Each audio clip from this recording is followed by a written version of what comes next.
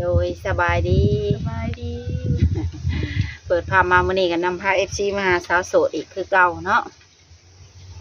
ก่อนอื่นก็ขออนุญาตถามชื่อก่อนเนาะโดยแนะนำชื่อนี่ สื่อหมู่ ชื่อสาวมก โดย อายุจักปีแล้ว 24 24ปีผู้ยกผู้งามทุกคนได้เป็นแว่นอยู่เนาะต่างแต่มารอบนี้สิอยากจะจอยหน่อยนึงเนาะเป็นหยังคือจอย ขายอีก นอนห้องหมอบ่ แม่น เป็นทิศเป็นทิศพวก แม่น ช่วงนี้คนขายหลายเนาะ แม่น หากนมาได้จังมือแล้ว ถ้าก็มาได้2 มื้อ ถือว่าเป็นนักเติบและรุ่นนอนห้องหมอเลยเนาะ โดยเกือบศอกเลย42 องศาป๊าดไปถึกเนาะไปกลางคืนเลยบ่ฮุบไปกลางคืนเลย แม่น เจ็บหัวบ่เป็นนี่ได้ โอ้เจ็บหัวทรมานเจ็บหัวแตกนี่ ไข้หวัดนี่บ่ ถ้าไขว่าธรรมดาเนี่ยแหละแต่มันไออยู่แต่ไอมันไปไอปานใดมันเน้นเจ็บหัว เจ็บหัว แม่น แต่ก็เมื่อยกระตนกระโต แม่น ไปห้องหมอเมืองนี่หมอหรือห้องหมอกลุ่ม หมอนี่กลุ่มนี้แล้วหมอทหาร ต่างรถทุนเลยใช่ โอ้โดนหุ่นนี่ว้าวได้หนาวมันโลก หนาจนเลี้ยวเนาะ แม่น พี่ดึกไข่รุ่นนี้เนาะปวดหัวไผกันดิ แม่น มื้อนี้เฮาออกมาถ่ายคลิปนี้อยากเปิดใจบ่ แม่น เปิดใจอีกรอบเนาะเพราะว่าหลายเดือนผ่านมาเนี่ยเคยแล้วเนาะ โดย เป็นอย่างไรเธอก่อน ยังบ่มีคนถือใจบ่หรือว่าจังได ยัง แบบเพิ่นเข้ามาเลยเป็นไปได้เจ้าเลือกคนบ่หรือว่าเพิ่น เพิ่นนั่นแล้วบ่เลือก เพิ่นบ่เลือก เขามาแล้วเขาจะเดี๋ยวเขาจะหายคือเก่า แบบที่แรกนะทักทายคือบ่ แม่น ต่อไปต่อมาแล้วเงียบบัด แม่น มื้อนี้ก็เลยออกมาเปิดใจใหม่อีกเนาะ โดย ผ่านมานี่เคยแต่งงานใดๆเนาะ โดย มีลูกหนึ่งแล้วเนาะ ยังบ่ได้ไปหาเงินเมืองไทยเลยบ่ ว่าสิได้ไปแล้ววันที่10ปลายค่ะมาเป็นไข่ก่อนก็เลยตัดตอนเลย พักพื้นก่อนบัด แม่น บ่มีแห้งสิไปเฮ็ดงานในหมู่แล้ว มาเปิดใจรอบนี้นี่ก็มีสเปคแบบใดบัด ก็คือเก่าอะแหละ คือเก่า โดย แบบใดก็ได้ โดย อายุเลยจ้ะ หนูก็คือเก่า30ขึ้นไปนั่นแหละ มา30ขึ้นไปเนาะ โดย ผู้เก่าเจ้าผ่านมาน่ะวัยรุ่นคือกันเนาะ โดย ก็เลยเฮ็ดให้ไปกันบ่รอด โดย มาเทื่อนี้ก็เลยอยากเลือกอายุหลายกว่าหวังว่าเปิดรอบนี้สิมีข่าวดีเนาะ โดย อันมีช่องทางติดต่อทางใดแน่บัด มีแต่เฟซ มีแต่เฟซ โดย ไลน์เป็นได ไลน์โทรศัพท์ตาย โทรศัพท์ตายแล้ว แมน ตายก่อนไข่หรือหลังไข่ ก้อนไข่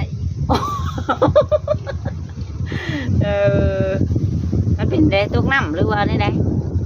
พอตกน้ำบริตกน้ำมันดิบไปดิบมามันแล้วมันดับแล้วก็แล้วเลยไปแป้งแล้วมันแพง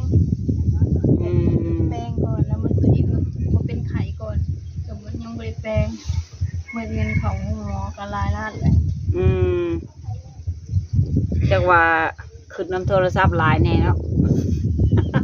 มันเคยลิง โทรศัพท์นี่ขาดมือหนึงนี่วะถือว่าจักได้ไหนเป็นแบบบ่แล้ววันไหนวันหนึ่ง แมน ซาข่อยผู้เฒ่าแล้วได้ก็ได้ นอนกับแบกรับจับในหนึ่งกับแล้วเขามีแห้ง จักมันเป็นได้วะว่าบ่คือข้าวกินน่ะขาดบ่ได้เนาะ โดย จักว่าโทรศัพท์ตายแล้วก็ขึ้นหลายแน่เนาะไปถามห้านลองเบิ่งเลย ยัง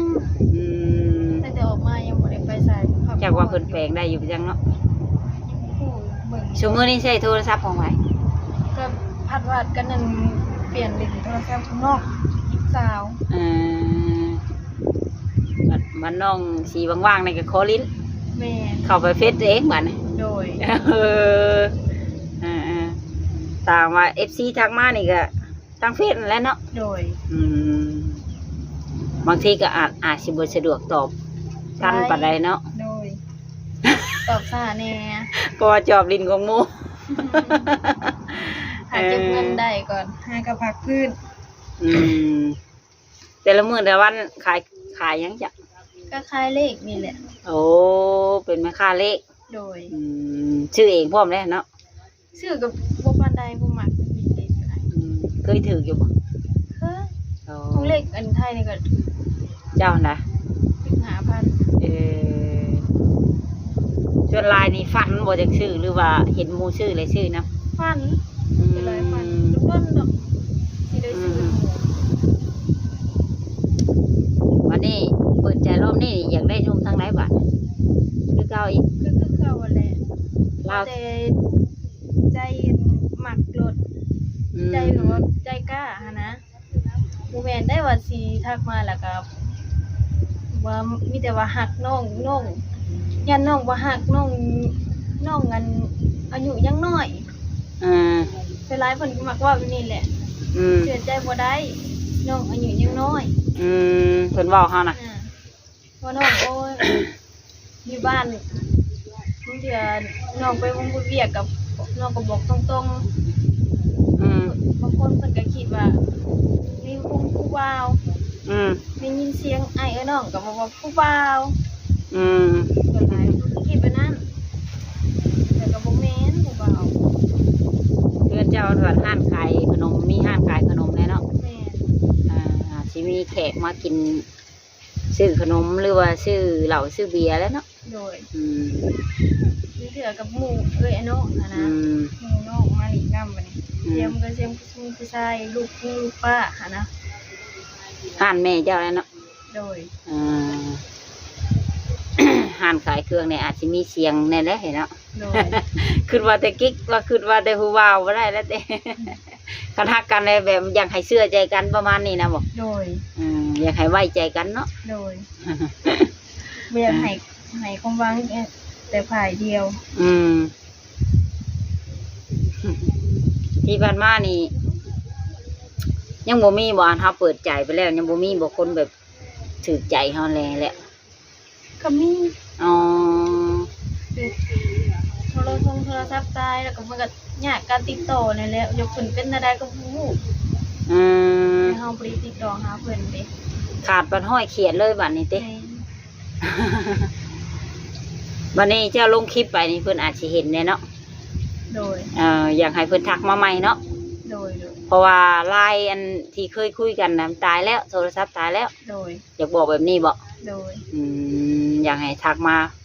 เฟซใหม่เนาะ โดย เดี๋ยวไม่สมหวังก็สิเอาเฟซเพิ่นไว้ทุกคนนะ อันขอโทษเด้อไปไทยเมื่อก่อนน่ะซักลายบ่ ซักแต่โดนแล้วซักแต่ แต่ยังสาวบ่ 2019 โอ้ จ้างบ่หรือว่าซักลิ้นซักฟรี ให้ ภาษาวัยรุ่นน้อยแล้วเนาะ โดย เจ็บแห้งบ่ บ่ เออ ก็ได้ยินคนนั่นในบ้านข่อยเขาเว่าตอนที่แรกนะไปว่าสิซักลายมังกรว่ะ อันใส่กลางหลังนี่แหละ ฮีดไปฮีดมาแล้วเจ็บจะตายเอาลายขี้เกียจพอ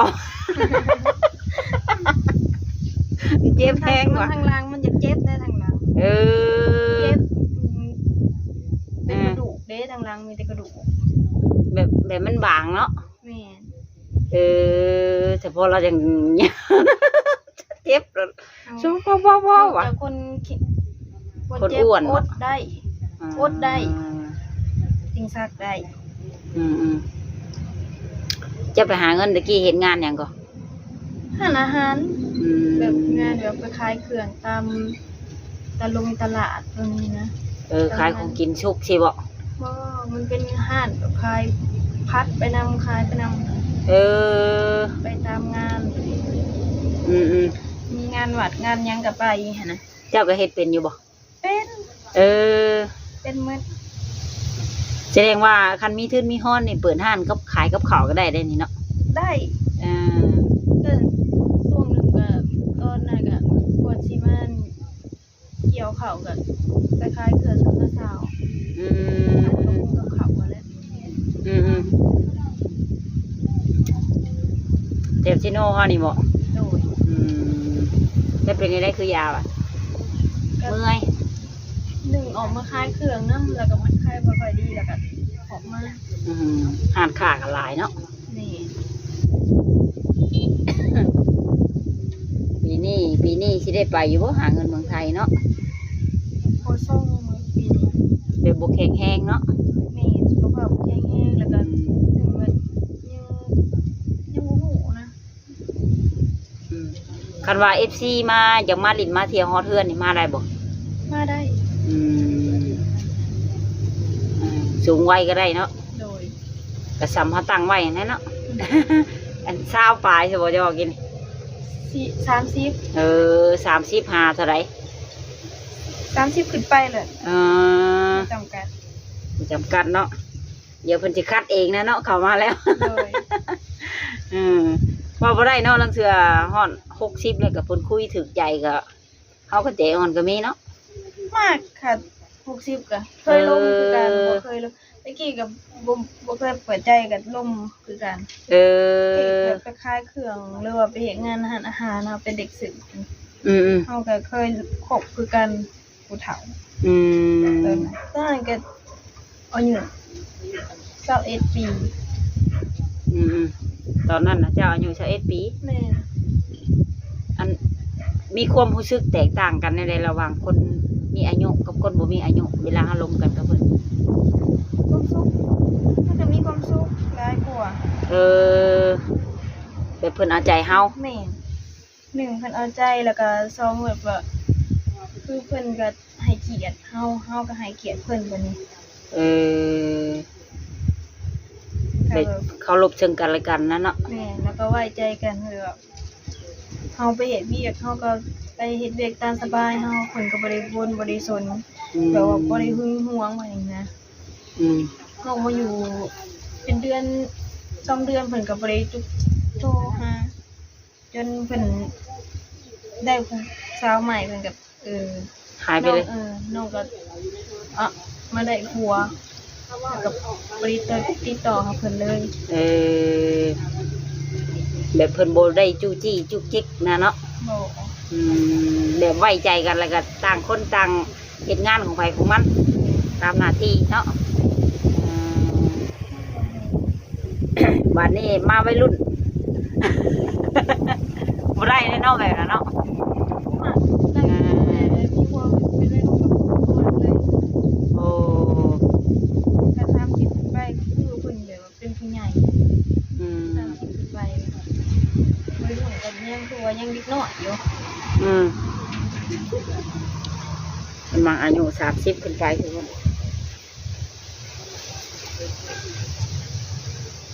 วันนี้คันเอาอีกรอบนี่จะจัดงานแต่งยิ่งใหญ่บ่หรือว่าแบบพออบอุ่นธรรมดามักแบบว่ามัดแขนธรรมดานะเกินแขกเกินคนมาถือที่ถือคองติเครื่องคองมันแพงคันกระดองหน่อยแน่นี่แห้งไปซื้อกระปุ้นกระเวิ้นเลยเนาะ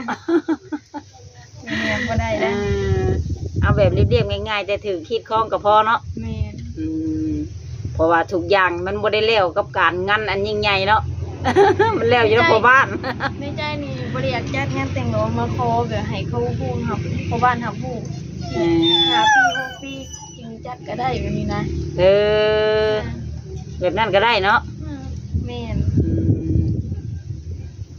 ภาษาบ้านเฮาเอิ้นว่ามันหมายกันไว้ก่อนเนาะแม่น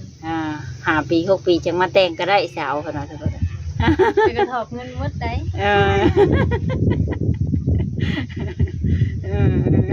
กินเงินหมดแล้วก็จึงมาแต่งบัดนี้กำบ่ดอกว่าเด้อหมู่สิไปเลยเว้นแน่เนาะแม่น ต้องมีแนวให้มั่นใจซะก่อน โดย คันเอานี่เอาชู้บ่หรือเอามาเฮือนเขา ดีใจหนูเมื่ออยู่เพื่อบ้านเพิ่นแล้ว โอ้อยากไปอยู่เฮือนเพิ่น แม่ว่าบ้านเฮาผมบ่ได้มีอาชีพเฮ็ดหยังเด้อมีแต่เฮ็ดไร่เฮ็ดนาบ่ได้มีหยัง อยู่บ้านเพิ่นผัดมีบ่อนเฮ็ดเวียกเฮ็ดงานหลาย แม่น โอ้ทางพ่อแม่เฮานี่ก็บ่มีปัญหาบ่ถ้าว่าเฮาไปอยู่พุทธ บ่ เพราะว่ายังน้องอีกหลายคนบ่ เพิ่นก็บ่ได้ติดมันบ่ได้นั่นแหละนะเพิ่น อืม ข้าวตะกี้ก็พวกน้องไปเฮ็ดไปเวียกอยู่ไทยก็เพิ่นก็เอาลูกเอาหลานก็บ่ได้ว่าหยัง มีแต่คนว่ามาอยู่แบบมีแต่ว่าโอนเงินมาจังซั่นจังซี่แล้วก็แล้ว เออเอาที่สะดวกนะเนาะ แม่น ขอเพียงลูกมีความเจริญ แม่น เพิ่นบ่คัดกรองแบบนั้นก็ดีเด้เนาะ อืม บัดนี้ถามว่าหนุ่มๆเฮาเพิ่นเป็นพ่อห้างพ่อหมายมีลูกติดได้จ้ะรับได้อยู่บ่ ได้ แต่เฮาก็ยังเป็นแม่ห้างคือกันเนาะ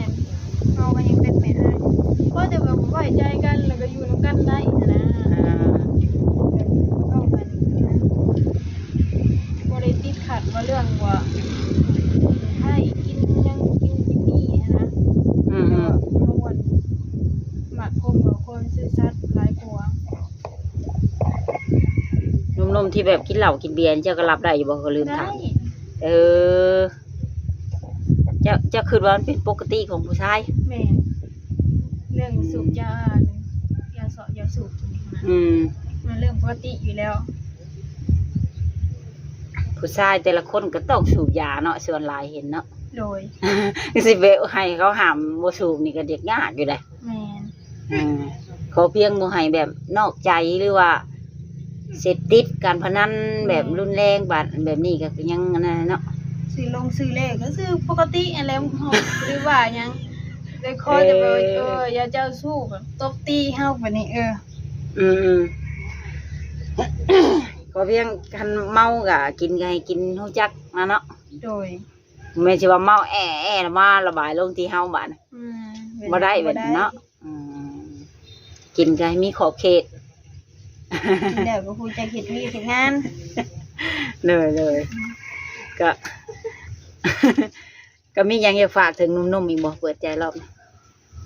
อยากฝากหยังถึงเพิ่น ฝากถึง อยากให้คนที่ติดต่อมานะฮักแท้แหน่ อย่าเขามาทักมาพอแบบว่า แกงูแกเหงาอยากเว่าใส่เฮาแบบนี้นะอยากให้ซื่อสัตย์นี่ อยากให้เขามาติ แม่นอย่าว่าแต่ว่าน้องมันตัวจังซั่นจังซี่มีผัวอยู่แล้วก็ว่าบ่มีบ่แม่นว่าน้องสิแบบนั้นทางนี้ก็จริงใจพร้อมที่สิสร้างครอบครัว หักจริงของแต่งคือกันเนาะ โดย พร้อมสละโสดบ่ พร้อมเล่น โอ้พร้อมสละโสดพร้อมไปอยู่บ้านเพิ่นน้ำอีกโอ้ถือว่าไม่ธรรมดาเนาะ พร้อมทุกอย่างแล้วทุกคนเลย FC เนาะฟังไว้เนาะ รีบจับจองเด้อเนาะ ตอนนี้ก็24แล้วเนาะ โดย ปีหน้าก็25เลย แม่คนเฮาจุมื้อนี่นี่ห่วยฮอด60นี่ว่าเยินได้ ชาวบ้านเฮานี่เนาะ โดย จะว่าบ่ โดย บ่คือบ้านเพิ่นเมืองท่านเลย โดย 60 ปีนี่ห่วยถือว่า บ้านเพิ่นนี่50 ปี60 ปีนี่ยังหนุ่ม ยังหนุ่มอยู่ได้หน้าตาคือว่าขนาดเพิ่นเฮ็ดเวียกเฮ็ดหนักสำกว่าเฮาอีกยังหน้าตาเพิ่นยังดีอยู่ยังหนุ่มอยู่กันบ้านเฮา60นี่ยังเอิ้นพ่อตู้ได้ๆเนาะ แม่นยังคือซักไม่อันกันเท่าแล้ว เป็นน้ำเฮาเฮ็ดให้เฮ็ดหน้าเฮ็ดเวียกหนักไปจักเนาะ